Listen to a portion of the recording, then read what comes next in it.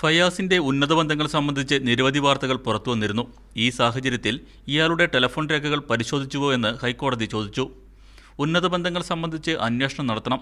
രേഖകൾ പരിശോധിച്ചാൽ കൂടുതൽ പ്രതികളെ കണ്ടെത്താനാകുമെന്നും കോടതി പരാമർശിച്ചു. ടെലിഫോൺ വിശദാംശങ്ങൾ പരിശോധിച്ചതിൽ നിന്ന് കണ്ടെടുത്ത ചില പേരുകൾ CBI കോടതിയെ അറിയിച്ചുവെങ്കിലും അതിൽ ഉന്നതരുണ്ടെങ്കിൽ അറിയിക്കാനായിരുന്നു കോടതിയുടെ നിർദ്ദേശം. തുടർന്ന് ഇക്കാര്യങ്ങൾ അന്വേഷിക്കാമെന്ന് CBI അറിയിച്ചു.